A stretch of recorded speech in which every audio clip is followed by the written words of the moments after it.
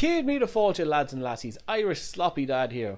Today we're going to be looking at a PlayStation 2 emulator called PCS-X2, and it has to be one of the best emulators for playing all your old PlayStation 2 games that I've come across on the internet. So without further ado, we're going to roll the intro and let's get started.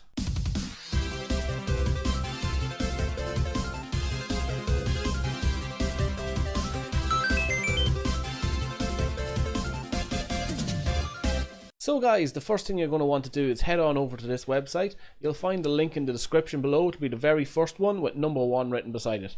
And once you land on this website, you're going to head to this section here and you're going to download the emulator for the operating system that you're using. So I'm using Windows, so I'm going to click Windows and I am going to download the standalone installer for 1.4.0.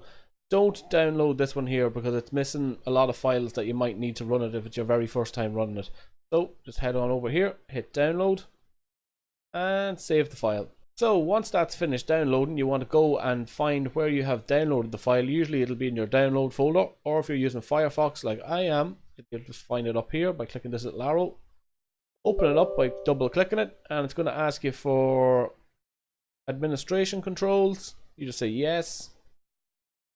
And this is the screen that you're going to see here. So you're going to want to have all these boxes ticked here because it's going to download and install the Visual Plus Plus and the DirectX as well. So you're going to want all that just in case your PC hasn't got it. So you're going to hit next. And I like to install mine on the C drive. So some people like to put it on their backup drives, but I like to have it on the main drive. So I'm just going to hit install, and once it's complete, I'm going to hit close. So now that we've got that installed, we're going to head back over to Firefox and we're going to go to the second link that I put in the description of this video, and it's going to bring you to this mega upload website. And here you're going to download these files here. They're PCX2 file fixes and they're 7-zip.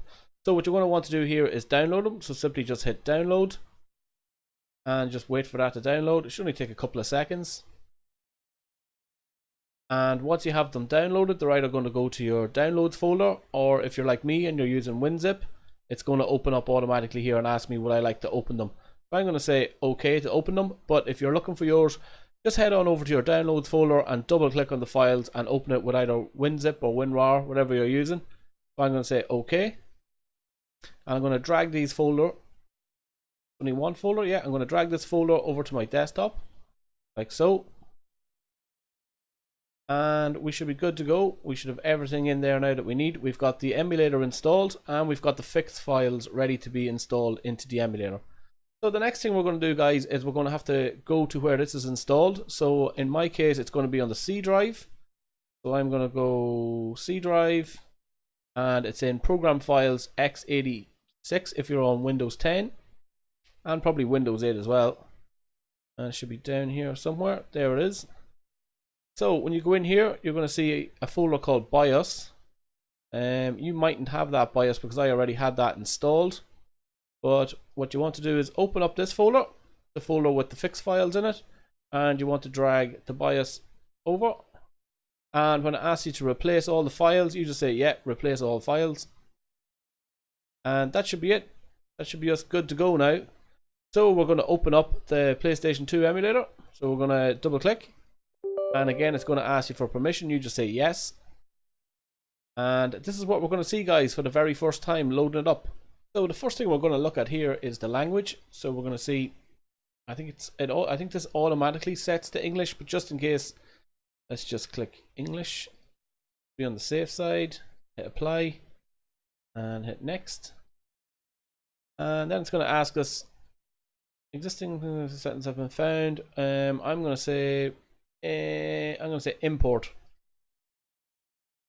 and these are the settings that I use, guys. So if you go up to the top one here, just show you now, these are all the settings that I use to get mine working all good. So this is what you're going to use. This is your control pad here. So if you go in here, you can configure the control pad by using like pad 1 and just by using your I've been using the Xbox 360 control pad and it works fine, but you just click on these. I won't bother clicking on the mine because I've already got them all set up. but it's a wee bit slow and tedious. But if you're used to using emulators, you'll know how to set this up. So we're going to say OK. Show you what I have here, so that if you're following along, you can copy all these here. Just change all your settings to these, and you should be fine.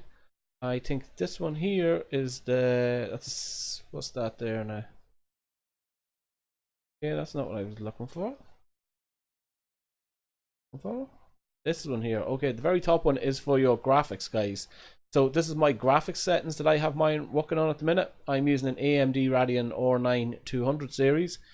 Not the best graphics card in the world by any standards, but it does the job.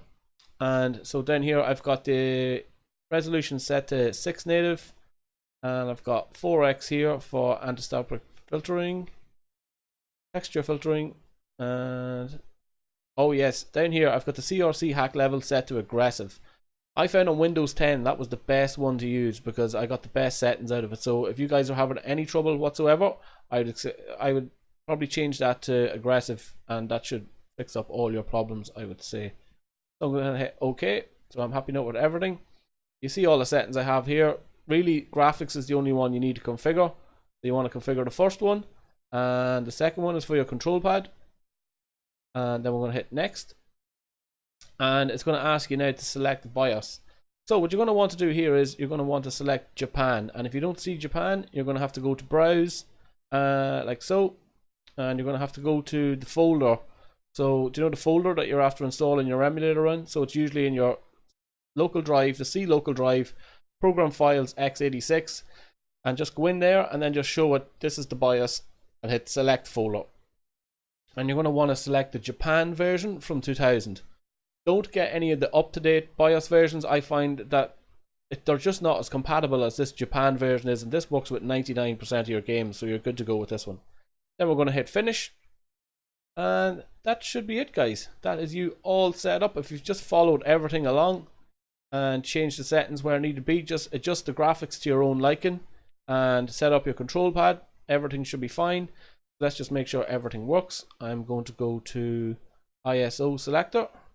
I've already got God of War here, so I'm going to hit on that, and I'm going to boot the CD. Let's see if it works. Fingers crossed. Awesome. See if God of War will load. I have full confidence in this.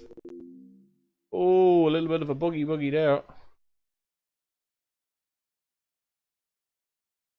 But we're getting speed, we're getting 100% speed.